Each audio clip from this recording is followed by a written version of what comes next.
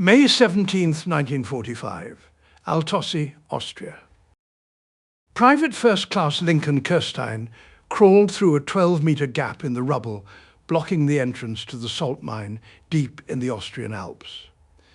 His acetylene lamp cast flickering shadows against walls that had stood for 3,000 years. Behind him, Austrian miners with picks and shovels waited nervously. Ahead lay only darkness and the unknown.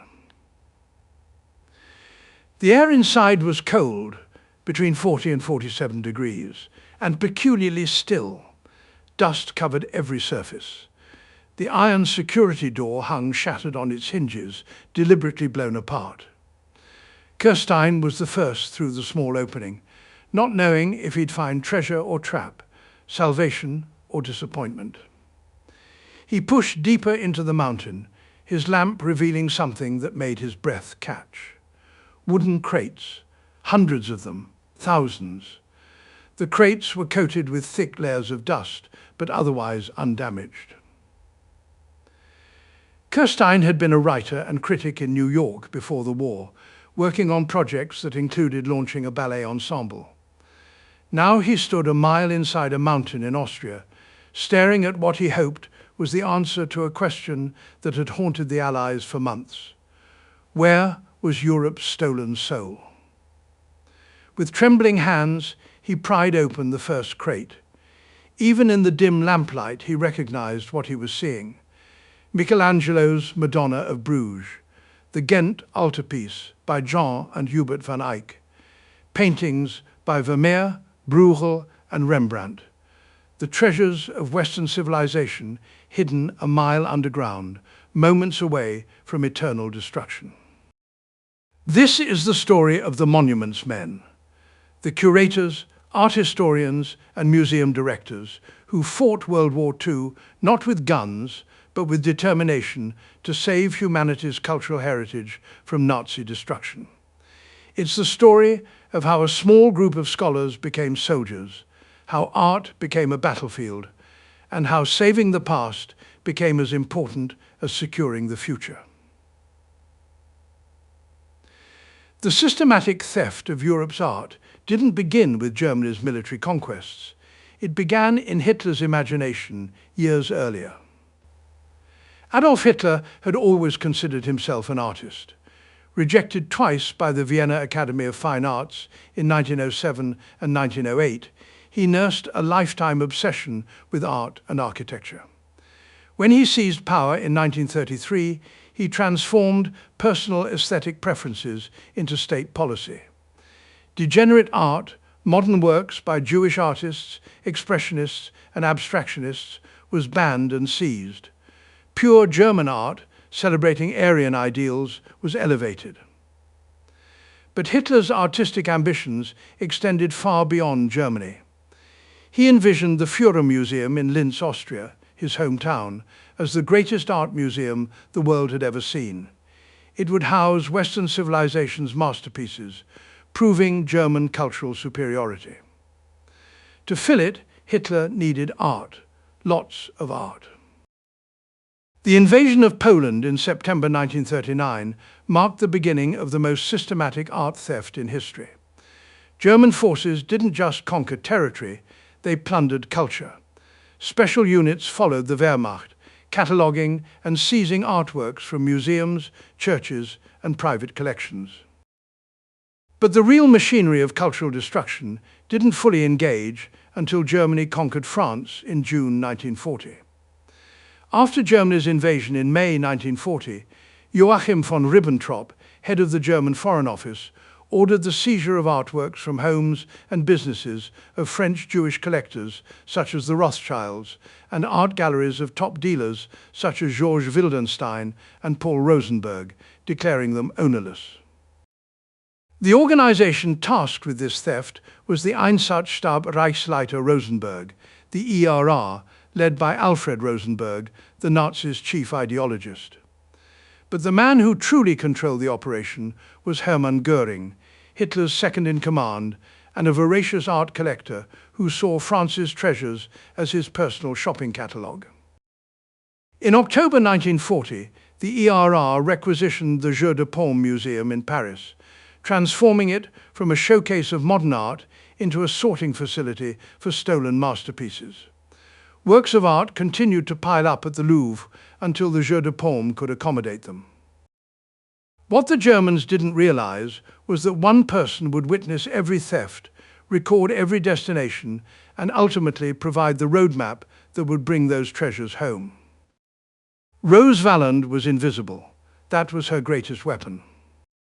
Born in the small provincial town of Saint-Étienne de Saint-Joie in 1898, Valland had studied art history at the École des Beaux-Arts in Lyon, then at the École du Louvre and the Sorbonne in Paris. Despite extensive education and expertise, she began work at the Jeu de Paume in Paris as an unpaid volunteer in 1932. When the Germans commandeered the Jeu de Paume in October 1940, they allowed this modest, unassuming Frenchwoman to remain. She seemed harmless, just a minor museum functionary, useful for menial tasks. The Germans had no idea they'd made a catastrophic mistake. Valland kept secret from the Germans the fact that she understood German. In fact, she never formally studied the language, but trips to Germany in the 1920s and 1930s had helped her gain a good grasp of what was then a widely used scholarly language. Jacques Georgard, director of the French National Museums, including the Louvre, immediately instructed Valland to remain at her post in the museum to spy on the Nazi theft operation. Would she accept the risk? The penalty for espionage was imprisonment in a concentration camp or immediate execution. She never hesitated. On November 4, 1940, Nazi trucks filled with looted art pulled up at the Jeu de Paume. Soldiers gained control of the museum before they began hauling artworks to the site. Paintings were dropped, stepped on, or piled up without protection. In less than a day, over 400 crates had been brought in. That same day, Rose Valland quietly began her mission. While the Nazi plundering was being carried out, Valland began secretly recording as much as possible of the more than 20,000 pieces of art brought to the Jeu de Paume Museum. She eavesdropped on German conversations and secretly kept meticulous notes on the destinations of train car shipments filled with looted art. Her methods were simple but extraordinarily dangerous. She discreetly noted everything she saw or overheard, using any excuse to move around the building and identify artworks and their owners. She chatted casually with French workers hired by the Nazis, extracting information through seemingly innocent small talk. At night, she would sneak out the negatives which the Germans had developed during the day. She had prints made and then returned the negatives to the files the following morning. She witnessed the frequent shopping trips of Reichsmarschall Hermann Göring, who made 21 visits to the Jeu de Paume to select works of art for Hitler's planned Führermuseum in Linz, Austria, and to add to his burgeoning personal collection. Valland watched history's greatest art collector arrive with the casual arrogance of a king surveying his treasury. Göring would spend hours examining paintings, selecting favorites for his country estate Karinhall, setting aside others for Hitler's Linz museum. He treated the stolen art like merchandise in a department store, pointing, discussing, claiming. And Rose Valland recorded every piece he took, every destination, every shipment. But witnessing theft was only part of her ordeal. In July 1943, Valland witnessed a bonfire of some 500 or 600 modernist paintings that the Nazis had deemed degenerate and not valuable enough to sell. A column of smoke kept streaming up from the terrace of the Tuileries garden as modern paintings, about 500 or 600, were burning in the very heart of Paris. Works by Paul Klee, Max Ernst, Pablo Picasso, and Joan Miró, irreplaceable masterpieces, reduced to ash because Nazi ideology declared them unworthy. Valland watched the flames and said nothing. To protest would reveal her feelings, her loyalty, her mission. So she stood silently, memorizing what burned, recording the crime in her secret notes. Time and time again the Germans tried to discourage her presence. She was led to the door with frequency that bordered on comic, but each time she disregarded their orders and returned to the museum. By August 1944, as Allied forces approached Paris, Valland faced her most dangerous moment. On August 1, 148 crates were sent from the Jeu de Paume to a nearby train station. A convoy was being prepared to transport these treasures to Germany. 5 rail cars were sealed, but the train wasn't yet full. Dozens more, filled with looted furniture, were still being loaded in a process that dragged on for 10 days. Because Valland was able to record the railcar numbers on the Jeu de Paume shipment logs, the train was tracked and ultimately liberated by French troops, saving irreplaceable works from theft and possible destruction. The train contained works by Paul Cézanne, Claude Monet, Edgar Degas, Amedeo Modigliani, and Pierre-Auguste Renoir. Without Valland's detailed records, they would have vanished into Germany, likely destroyed in the final chaos of the Reich's collapse. For 4 years, Rose Valland had maintained her cover, risking death every day to preserve a record that would become the most important document in the recovery of Europe's stolen art. While Rose Valland spied in Paris, an American art conservator in Boston was developing a radical idea: the military should protect cultural treasures during war. George Leslie Stout was born on October 5, 1897, in Winterset, Iowa. He studied at Grinnell College, served in a U.S. military hospital unit during World War I, then completed his undergraduate degree at the University of Iowa. When George Stout first came to Harvard in 1926 to study art history and work at the university's art museum, he could not have suspected that this decision would lead him to laboring in salt mines in Austria almost 2 decades later. Stout was drawn to the Fogg Museum for its unique approach of applying science to the study and preservation of art. In 1928, director Edward W. Forbes established the Fogg's Department for Technical Studies and named Stout the museum's first conservator. Stout pioneered new techniques in art conservation, developing methods for preserving and restoring damaged artworks.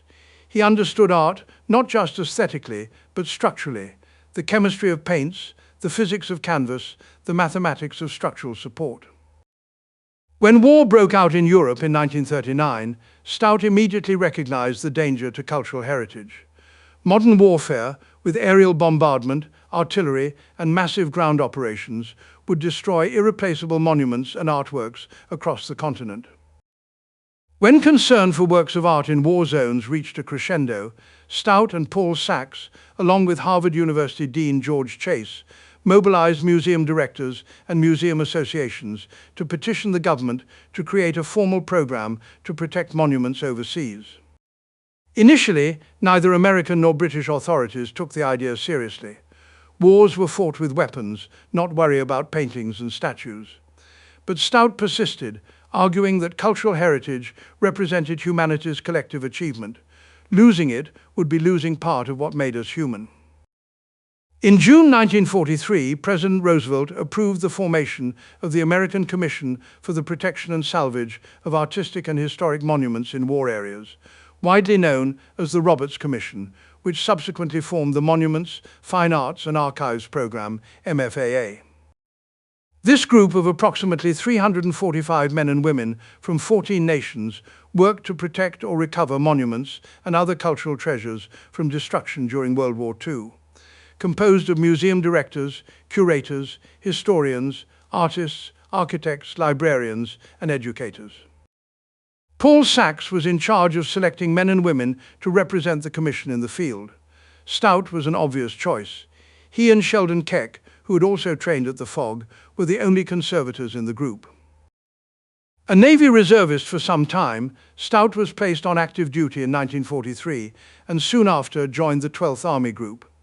The World War I veteran enlisted in the Navy and developed aircraft camouflage techniques until transferred to a small corps of 17 Monuments men in December 1944. The Monuments men assembled in England in early 1944 were an unlikely military unit. Harvard alumni included Paul Sachs, director of the Fogg Art Museum, Mason Hammond, future Pope Professor of Latin Language and Literature, Lincoln Kirstein, future founder of the New York City Ballet, and James Rorimer, future director of the Metropolitan Museum of Art. They were scholars and curators in uniform, armed with notebooks and cameras rather than rifles. Their mission was unprecedented: follow Allied armies into combat zones, assess damage to cultural sites, mark buildings for protection, and ultimately locate and recover Nazi stolen art. The Monuments Men's work began even before D-Day, with meticulous planning of the Normandy invasion to minimize damage to French cultural sites. Their initial responsibility was to mitigate combat damage, primarily to structures, churches, museums, and other important monuments. They prepared lists of culturally significant buildings, coordinates to be shared with Air Force and artillery commanders, hoping to prevent unnecessary destruction. Stout had been crossing France, Germany, and Belgium, recovering works, often traveling in a Volkswagen captured from the Germans. He was one of a handful of Monuments Men regularly in forward areas.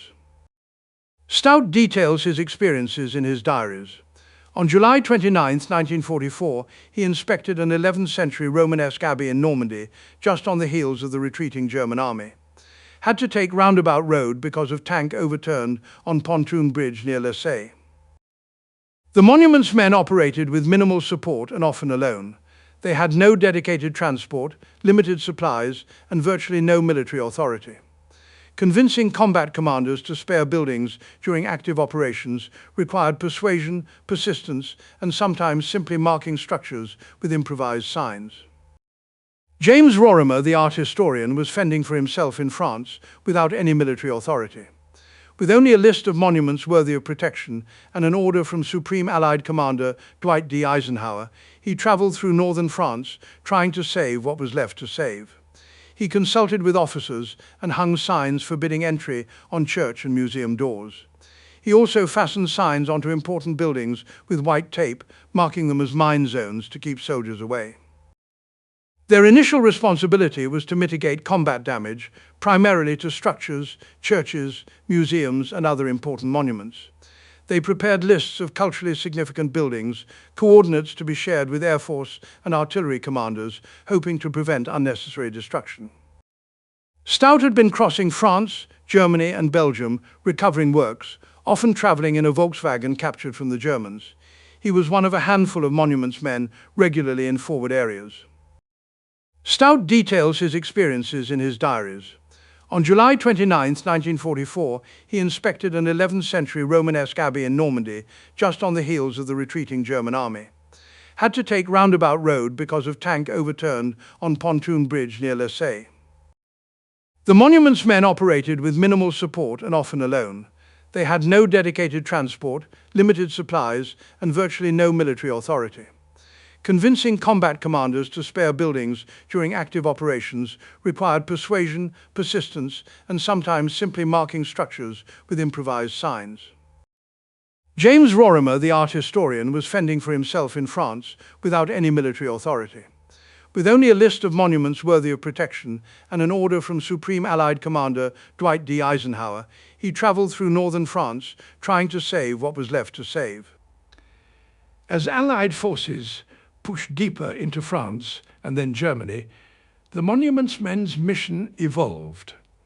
As the war progressed and the German border was breached, their focus shifted to locating movable works of art and other cultural items stolen or otherwise missing. But finding stolen art in occupied Germany was like searching for specific grains of sand on a vast beach. The Nazis had hidden treasures in thousands of locations: castles, monasteries, churches, private estates, bunkers. Without guidance, the Monuments Men might search forever. They needed a map, a guide, someone who knew where everything had gone. They needed Roos Valand. When Paris was liberated in August 1944, Roos Valand emerged from 4 years of silence. Following the liberation of Paris by Allied forces, Valand was initially arrested as a suspected Nazi collaborationist because she had been employed at Jeu de Paume. The irony was cruel. The woman who had risked everything to document Nazi theft was suspected of collaboration because she'd successfully maintained her cover. After Jacques Jaujard put her in touch with Captain James Rorimer of the Monuments, Fine Arts and Archives program, it took months of relationship building before she decided to turn over her most important records. Rorimer, the art historian from the Metropolitan Museum, met Valland in late 1944. She was cautious, testing him, uncertain whether to trust this American captain. Only after months of relationship building by Monuments man Capt. James J. Rorimer did Valland agree to turn over her most important records. When she finally shared her documentation, Rorimer realized he was holding the most valuable intelligence document of the entire art recovery operation. The one person who, above all others, enabled us to track down the official Nazi art looters and to engage intelligently in that aspect of the whole picture was Mademoiselle Rose Valland, a rugged, painstaking and deliberate scholar, Rorimer later wrote. Her blind devotion to French art made no allowance for any thoughts of personal danger. Valland's records were astonishingly detailed. She had documented not just what was stolen, but where it came from, who took it, and critically, where it was sent. The information Valland had risked her life gathering served as a treasure map for Rorimer and the Monuments men, leading to the discovery of multiple repositories of looted art, most notably what was stored in Neuschwanstein Castle in the Bavarian Alps. Hidden inside Neuschwanstein were thousands of works of art and cultural objects stolen by the Nazis from private collectors and art dealers in France, including the Rothschilds, David Weil, Kahn, Rosenberg, and Bernheim-Jeune. But Neuschwanstein was just one location. Valland's notes revealed dozens of repositories scattered across southern Germany and Austria. Each location required investigation, often under dangerous conditions as the war continued. Eager to track the works of art stolen from France, Valland applied for and received a commission into the French First Army on May 4, 1945. She would spend the next 8 years in Germany tracking down stolen art and ensuring its return to rightful owners.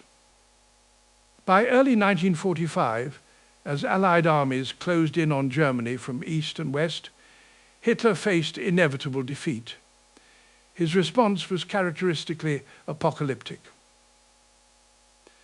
On March 19, 1945, Adolf Hitler issued the Nero Decree, ordering the destruction of German infrastructure to prevent its use by Allied forces as they penetrated deep within Germany.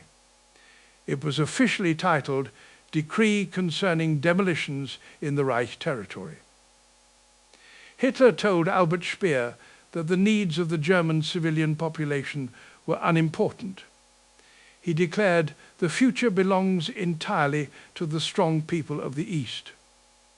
If Germany could not win, nothing would survive. The decree was comprehensive and terrifying.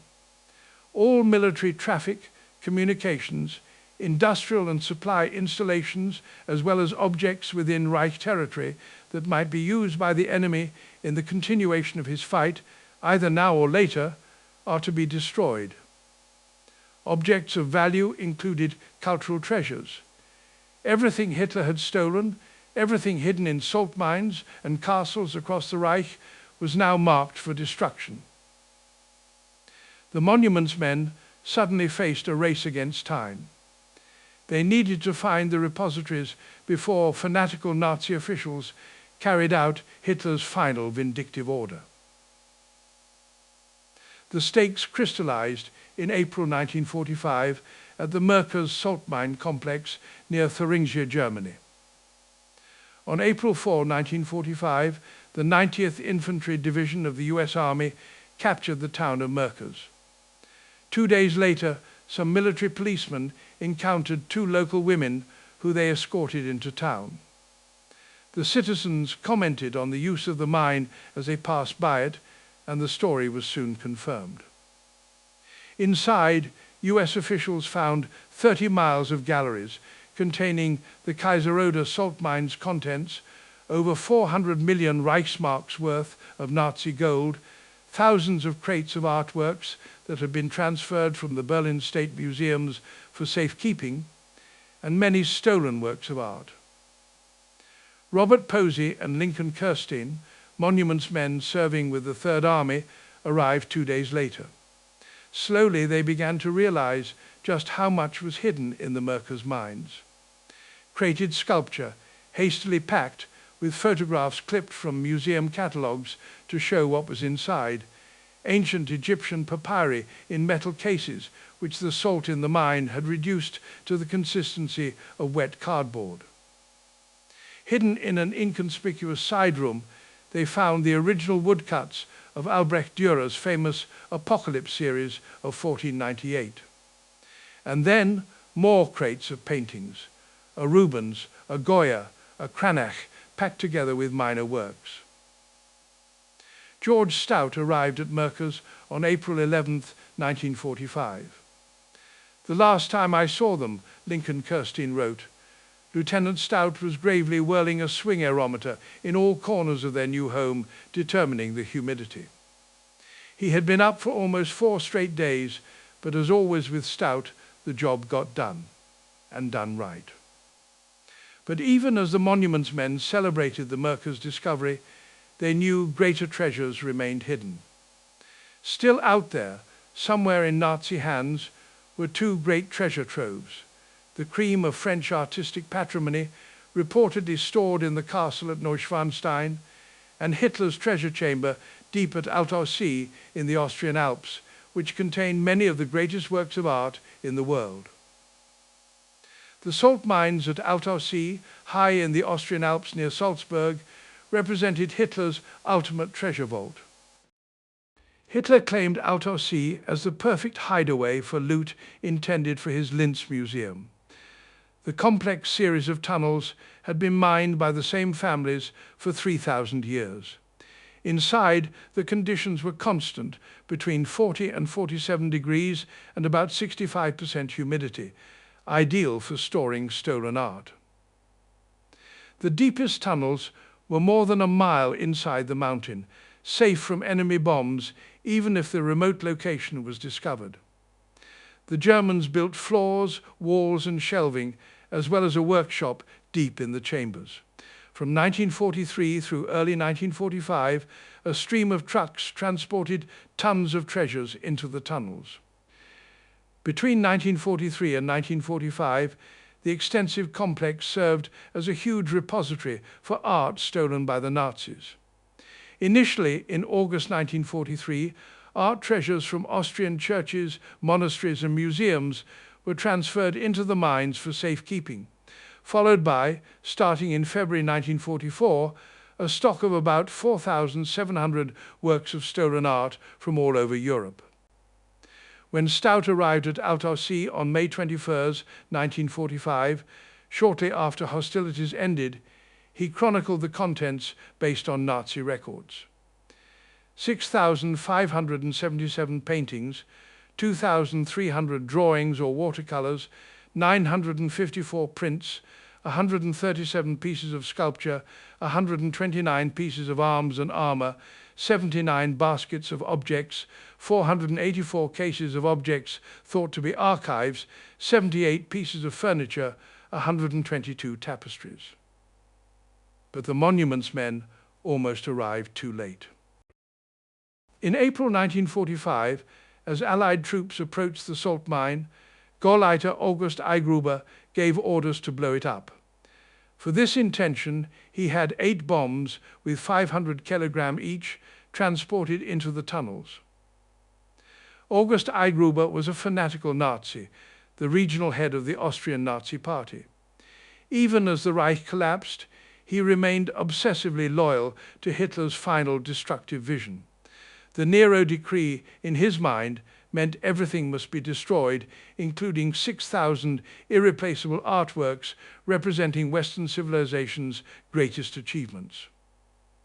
To disguise the explosive contents, he had the crates labeled "Caution, marble, do not drop." But the local miners at Altarcy knew what those crates contained.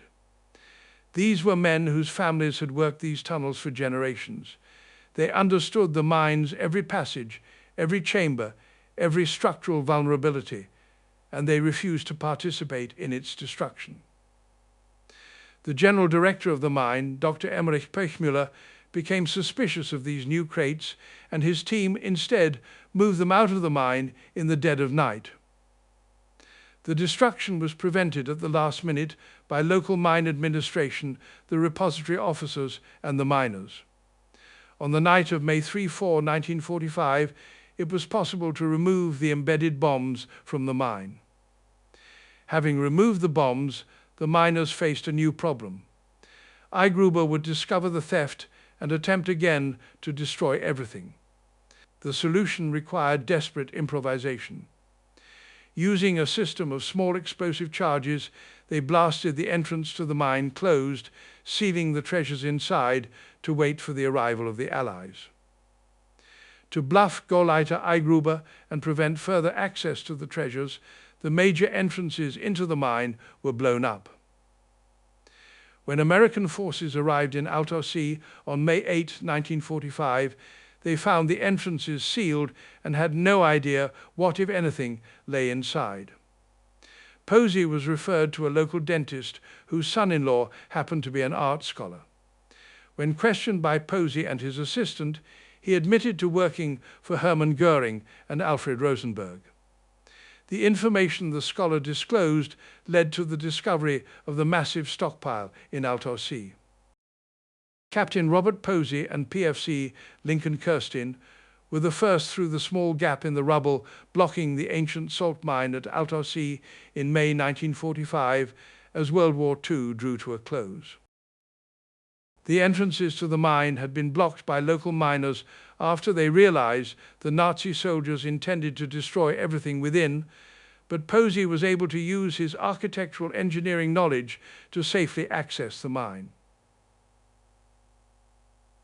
What Kirstein saw in that first moment, the mine contained priceless works of art, including Michelangelo's Bruges Madonna, Vermeer's The Astronomer, and the Ghent altarpiece by Jan van Eyck, represented perhaps the single greatest concentration of artistic masterpieces ever assembled in one location.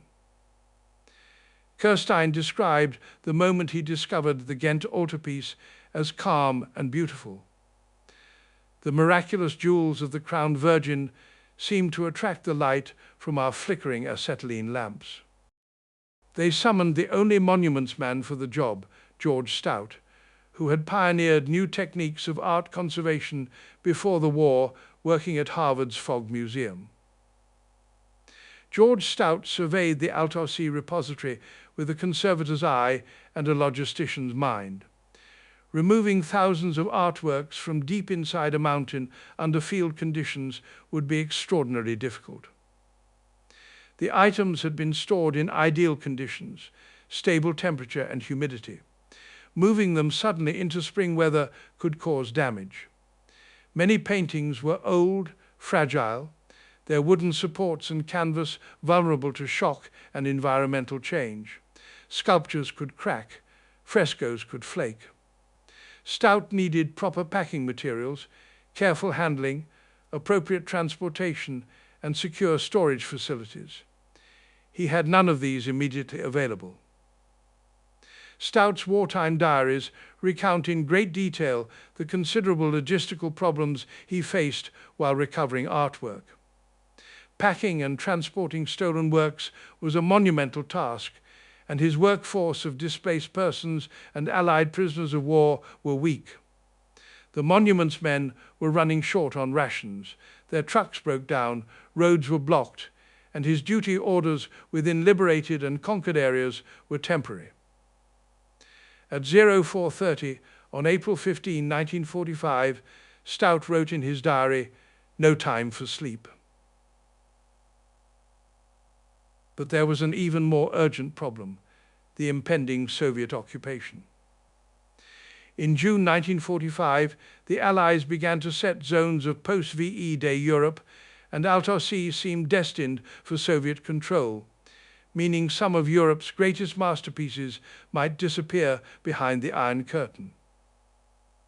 Stout originally thought the removal would take place over a year, but that changed when it became clear the region would be turned over to the Soviets. This led to a huge scramble to evacuate as much art as possible from Altair. George Stout oversaw the packing and removal of Michelangelo's Madonna of Bruges in the mines at Altair, Austria in July 1945. Using the best material he could find in the repository, Stout wrapped the statue in Belgian lace. The image of America's foremost art conservator, deep in an Austrian salt mine, carefully wrapping a Michelangelo sculpture in lace salvaged from Nazi loot, encapsulates the surreal nature of the Monuments Men's mission. This was preservation as battlefield medicine: urgent, improvised, life or death. Lieutenant Commander George K. Stout coordinated the removal of these items to the Munich Central Collecting Point, with assistance from a small team of displaced persons, prisoners of war, and the few available military personnel. The evacuation became a race against time and bureaucracy. Stout worked 18-hour days, personally supervising every packing operation. Each artwork required individual assessment, careful wrapping, proper crating, and detailed documentation. The Ghent altarpiece alone, with its 12 panels, took days to prepare for transport. Stout's diary entries from this period are terse, exhausted notations. Worked until 2300, started again 0500. Madonna packed, Vermeer ready for transport, need more crating material, trucks delayed. By mid-July 1945, working against an August 1st deadline when Soviet forces would assume control of the region, Stout had orchestrated the removal of over 3,000 of the most valuable pieces from Altair. Convoys of trucks wound down mountain roads carrying treasures worth billions, guarded by a handful of soldiers who barely understood what they were protecting. Private Harold Hancock, assigned as a truck driver for one convoy, later recalled, "They told us we were carrying important stuff. We didn't know until years later that my truck had a Rembrandt and 2 Vermeers. I was 20 years old, driving down a bombed-out Austrian road, smoking cigarettes, with some of the world's greatest paintings in the back. If I'd known, I probably would have crashed from nervousness." The central collecting points. The recovered art needed secure storage and careful cataloguing before being returned to rightful owners. The Monuments Men established central collecting points, secure facilities where stolen art would be gathered, documented, and prepared for restitution. The largest and most important was the Munich Central Collecting Point, established in July 1945 in the former Nazi Party headquarters building on Königsplatz. The building itself was ironic: Hitler's administrative center transformed into a warehouse for art he'd stolen. Captain Walter Farmer, an architect from Colorado, was appointed director. His staff included a mix of Monuments Men, German art historians carefully vetted for Nazi associations, and displaced persons who spoke multiple languages and understood European art. The scale of the operation was staggering. Within months, the Munich Central Collecting Point held over 10,000 objects. Each required careful examination, documentation, and provenance research to determine rightful ownership. The Wiesbaden Central Collecting Point, established in the Landesmuseum, handled art stolen from German museums and collections. The Marburg Central Collecting Point specialized in archives and manuscripts. Additional collecting points operated in Offenbach and other locations. The work was painstaking and often heartbreaking. Many objects arrived damaged. paintings with torn canvases, sculptures with missing pieces, frescoes fragmenting from improper storage. Conservation became as important as cataloguing. Sheldon Keck, the other trained conservator among the monument's men, worked alongside Stout, performing emergency conservation. They improvised techniques, used whatever materials they could find, and trained German conservators to assist. A Rubens painting with a 6-inch tear required immediate stabilization. A medieval altarpiece suffering from humidity damage needed careful drying.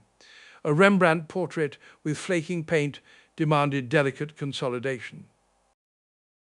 We were performing triage, Keck later explained. We couldn't restore everything properly. There wasn't time or resources. We stabilized, prevented further damage, and documented what needed future attention. We were battlefield medics for art. The provenance research presented even greater challenges. Many artworks had been stolen from Jewish collectors who had been murdered in the Holocaust. Their heirs were scattered across the world if they existed at all. Some pieces had been stolen multiple times, seized by the Nazis, then looted by Soviet forces, then recovered by Americans. Rose Valland's records proved invaluable. Her detailed documentation allowed researchers to trace many works back to original owners. But even with her records, countless pieces remained mysteries. Private Bernard Taper, working in documentation at Munich, described the emotional weight. We'd catalogue a beautiful painting, track its provenance, and discover it had been stolen from a family that was exterminated at Auschwitz. The painting survived, the people didn't. You'd sit there holding this beautiful object that represented someone's entire destroyed world. It stayed with you. The process of returning stolen art to rightful owners began even before the war officially ended, but it would continue for decades.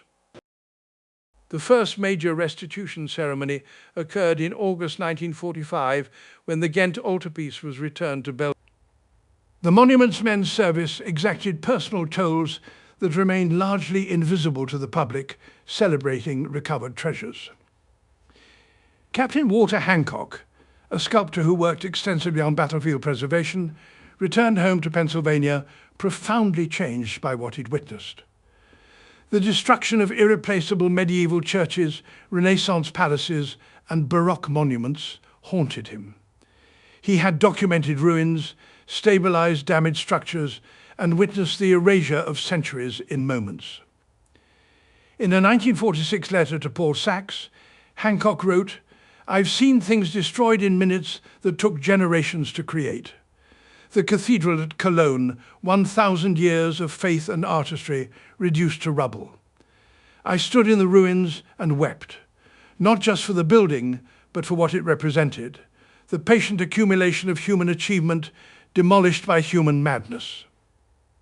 Lincoln Kirstein, who had discovered the Alto-Sea repository, struggled with severe depression after the war. The contrast between Europe's cultural treasures and the Holocaust's horrors created a psychological burden he carried for decades. In his diary, Kirstein wrote about discovering a cache of belongings stolen from concentration camp victims in the same mine complex that held masterpieces. In one chamber, the Ghent altarpiece, humanity's greatest achievement. In another chamber, suitcases filled with gold teeth pulled from murdered Jews, humanity's greatest crime, both hidden in the same mountain by the same people. I cannot reconcile this. I will never reconcile this. George Stout returned to America in 1945, exhausted and sick from years of overwork. He had supervised the recovery of hundreds of thousands of artworks, working longer and harder than any other monuments man, but he received little public recognition. Stout was offered prestigious museum directorships and academic positions. He declined them all. Instead, he accepted a modest position at the Worcester Art Museum in Massachusetts, where he could work quietly on conservation without fanfare or attention. When asked why he avoided the spotlight, Stout replied simply, "I did my duty. The art is what matters, not the people who saved it. His modesty was characteristic of the entire Monuments Men operation. Most served without seeking recognition, content that the work itself was meaningful. But some never recovered from what they experienced. Lieutenant Ronald Balfour, a British monuments man attached to the US Third Army, was killed by German artillery in Cleves, Germany on March 10, 1945, while working to protect the Schwanenberg Castle. He was the only monuments man killed in combat, but his death symbolized the risks they all faced. Balfour had been a scholar and lecturer at King's College, Cambridge. He could have remained safely in England teaching. Instead, he volunteered for hazardous duty, believing that preserving culture was worth risking his life. His last letter to his mother, written days before his death, explained his motivation. These monuments, these artworks, they're evidence that humanity can create beauty even in our darkest periods. If we let them be destroyed, we're saying that barbarity wins. I won't accept that. These things must survive, even if some of us don't. The Monuments Men's work officially ended in 1951 when the last central collecting point closed, but the mission was far from complete. Despite years of effort and the recovery of hundreds of thousands of objects, an estimated 100,000 to 600,000 artworks remained missing. Some had been destroyed, burned, bombed, or deliberately smashed. Others had disappeared into private collections, sold on black markets, or hidden by individuals who saw opportunity in chaos. The problem of Nazi-looted art persists into the 21st century. Museums worldwide continue discovering works in their collections with questionable provenance. Families continue searching for treasures stolen from grandparents murdered in the Holocaust. Auction houses continue confronting the ethical complexities of selling works with unclear ownership histories. In 1998, 44 nations signed the Washington Conference Principles on Nazi-confiscated art, establishing international guidelines for researching provenance and addressing restitution claims. The agreement recognized that many looted artworks remain in public and private collections worldwide. High-profile cases continue making headlines. In 2000, Austria returned 5 Gustav Klimt paintings to Maria Altmann, whose uncle had been their original owner before Nazi confiscation. The legal battle, which reached the US Supreme Court, demonstrated both the persistent nature of restitution claims and the willingness of some institutions to finally address historical wrongs.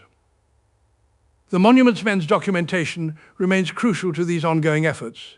Rose Valland's meticulous records still guide researchers.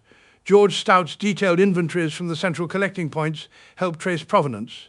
James Rorimer's photographs document pre-restitution conditions. But thousands of artworks remain lost, their locations unknown, their fates uncertain.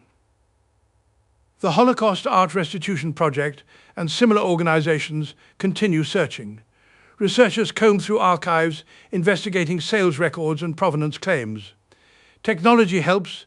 Digital databases allow researchers to cross-reference information globally, identifying suspicious gaps in ownership histories. Yet the passage of time creates challenges. Witnesses die, documents deteriorate, memories fade. Each passing year makes resolution less likely for many disputed works. After the war, Rose Valland continued working tirelessly on art recovery and restitution. She remained in Germany until 1953, serving with French occupation forces and tracking looted art. Her knowledge of Nazi theft operations made her invaluable. She interviewed former Nazi officials, cross-referenced records, and pursued leads across Europe. In 1953, Valland published Le Front de l'Art, The Art Front, her memoir of resistance and recovery. The book detailed her work at the Jeu de Paume and subsequent efforts in Germany. It was largely ignored upon publication. France in the 1950s preferred forward-looking narratives to uncomfortable reminders of occupation and collaboration. Valland returned to work at French national museums, serving in relative obscurity. She received limited official recognition for her extraordinary wartime service. The French government awarded her several honors, but these came quietly, without fanfare. James Rorimer, who had worked closely with Valland and understood her contributions better than anyone, remained in contact. When he became director of the Metropolitan Museum of Art in 1955, he invited Valland to New York and honored her contributions at a special ceremony. Without Mademoiselle Valland, Rorimer said, thousands of masterpieces would have vanished forever. She risked execution daily to preserve a record that guided our entire recovery operation. She was the most courageous person I met during the war. Valland continued advocating for art restitution until her death in 1980 at age 82.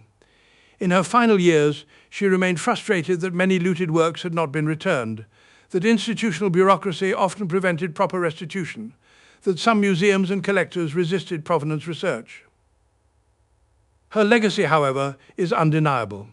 The works recovered using her documentation include masterpieces by Vermeer, Rembrandt, Van Gogh, Monet, Renoir, and countless others. Entire museum collections owe their survival to her meticulous 4-year documentation under Nazi occupation. In 2005, France finally honored Valland appropriately. She was commemorated with a postage stamp featuring her portrait. Schools and streets were named after her. Her story began appearing in textbooks. The recognition came 25 years after her death, typical of how society treats quiet heroes who worked without seeking glory. George Leslie Stout lived until 1978, dying at age 80 in modest circumstances. After returning from Europe, he directed the Worcester Art Museum from 1947 to 1954, then became director of the Isabella Stewart Gardner Museum in Boston, serving until retirement in 1970.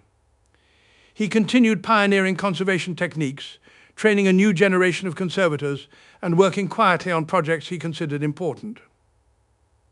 Stout rarely discussed his wartime service. When journalists or researchers approached him, he deflected attention, insisting the story was about the art, not the people who saved it. His family recalled his frequent nightmares, dreams of exploding mines, burning paintings, works he couldn't reach in time. The trauma of witnessing destruction and racing against it never fully left him.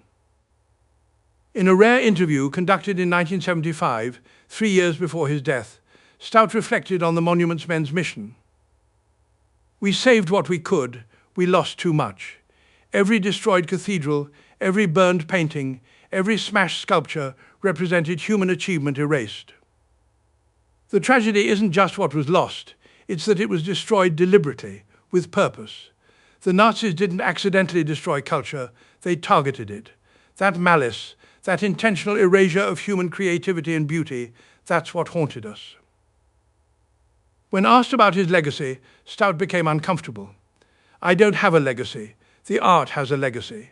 The Ghent altarpiece will exist for centuries. The Bruges Madonna will inspire people long after everyone forgets my name. That's appropriate. The art is eternal. We were just temporary custodians." George Stout died on July 1, 1978, in Westwood, Massachusetts. His obituaries were brief, noting his museum work and mentioning wartime service in Europe without details. Few readers would have recognized his name or understood his contributions. His family donated his extensive wartime diaries and documentation to the Archives of American Art. These papers, thousands of pages detailing daily operations, conservation decisions, and recovery missions, became crucial primary sources for understanding the Monuments Men's work. For decades, the Monuments Men remained largely forgotten. Their story was known to art historians and museum professionals, but rarely reached general public awareness. That began changing in the 1990s, as scholars researched Nazi art looting and discovered the Monuments Men's crucial role. Books appeared, documentaries were produced, and survivors were finally interviewed extensively. In 2007, Congress awarded the Congressional Gold Medal collectively to the Monuments Men, recognizing their heroic role in the preservation, protection, and restitution of monuments, works of art, and artifacts of cultural importance during and following World War II. The ceremony in Washington, D.C. honored all who served in the MFAA program. A handful of survivors attended, most in wheelchairs, many in their 90s.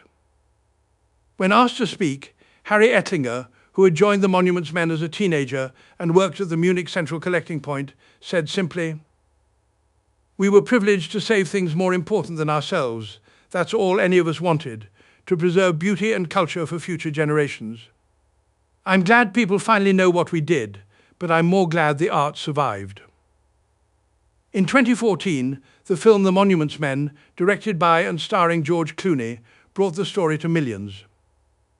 While criticized by some historians for historical liberties, the film introduced a new generation to the concept of protecting cultural heritage during war.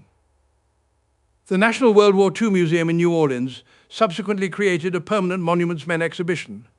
The display features artifacts from their operations, including George Stout's original conservation tools, Rose Valland's secret notebooks, photographs from central collecting points, and examples of recovered art.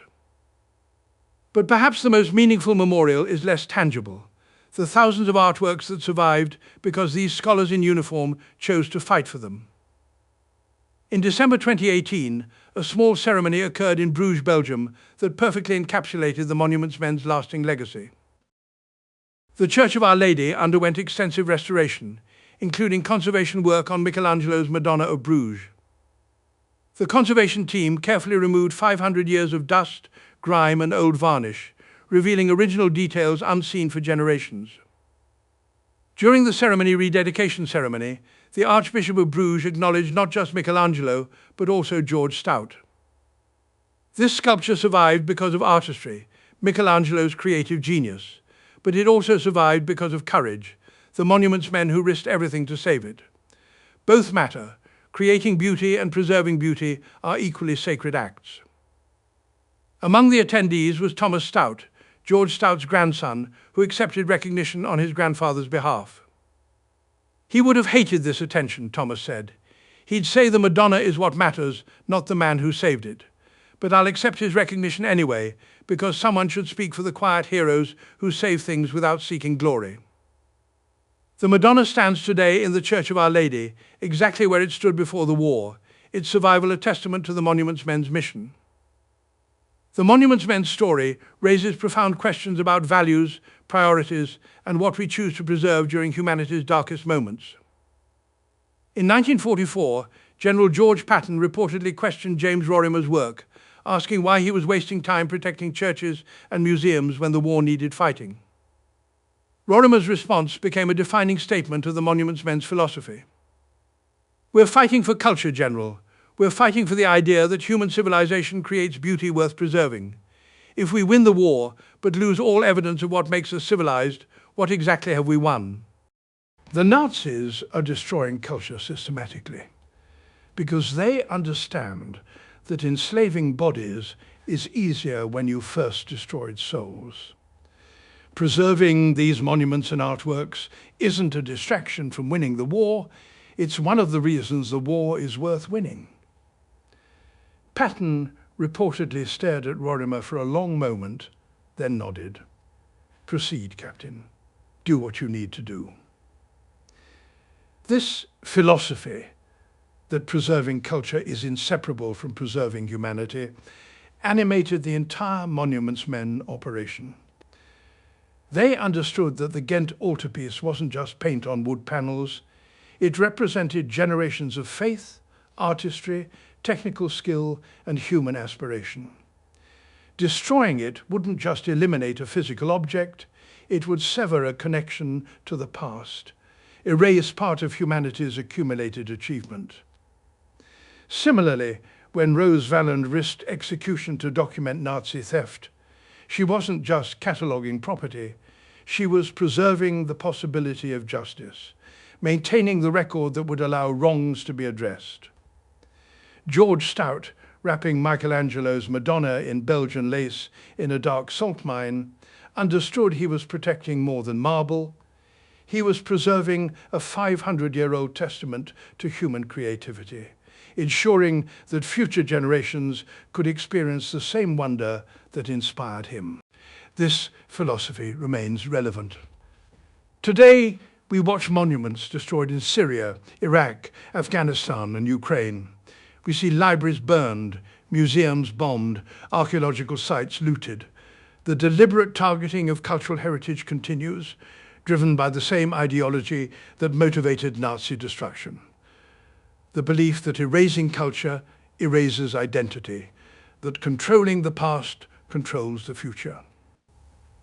The Monuments Men's legacy reminds us that preserving culture during conflict isn't optional or secondary, it's essential. They proved that protecting cultural heritage is worth resources, effort, and risk. They demonstrated that soldiers can be scholars and scholars can be warriors when culture hangs in the balance. In 2015, researchers discovered a painting in a German apartment that had been missing since World War II. The work, Portrait of a Young Man by an unknown Renaissance artist, had been stolen by the Nazis in 1943, then disappeared. The apartment's elderly owner had died, and relatives found the painting while clearing the estate. Initial authentication suggested significant artistic value, but more importantly, documentation traced it to a Jewish family murdered at Treblinka. The painting's discovery launched a search for heirs. Genealogists traced the family tree across 3 continents, following scattered survivors who had escaped before the Holocaust. After 2 years, they located a great-granddaughter living in Tel Aviv. When the painting was returned to her in a small ceremony at the Israeli embassy in Berlin, she wept while touching the frame. "My great-grandfather collected art," she explained.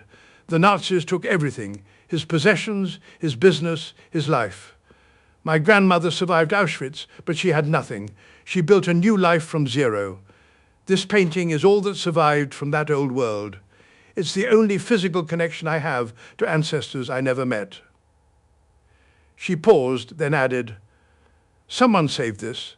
During the war, when everything was being destroyed, someone, some monuments man or someone like them, rescued this painting and preserved it. They didn't know who owned it. They didn't know if heirs existed. They saved it anyway because it was worth saving. I'll never know their name, but I owe them everything." This story repeats constantly. Families discovering recovered heirlooms, museums identifying works with problematic provenance, researchers solving 75-year-old mysteries about missing masterpieces. Each discovery traces back to the Monuments Men's work, the documentation they created, the preservation they fought for, the philosophy they embodied. George Stout, Rose Valland, James Rorimer, Lincoln Kirstein, and hundreds of others fought World War II armed not with weapons, but with determination that culture must survive, that beauty must be preserved, that humanity's creative achievements must outlast humanity's destructive impulses. They saved Europe's soul from Hitler's flames. They rescued masterpieces from salt mines and castles. They proved that preserving culture is as important as preserving life, because culture is what makes life meaningful. They were scholars who became soldiers, artists who became warriors, quiet heroes who changed history without seeking glory. They were the Monuments Men. And their mission continues wherever art needs protecting, wherever culture faces destruction, wherever beauty requires defenders. The paintings hang in museums, the sculptures stand in churches, the monuments endure in city squares. And behind each one, invisible but essential, stands the legacy of those who fought to save them, armed not with guns, but with courage, knowledge, and an unshakable belief that human culture is worth any sacrifice to preserve. The war for Europe's art was fought and won, but the war for humanity's soul, the mission to preserve beauty in the face of destruction, that war never ends.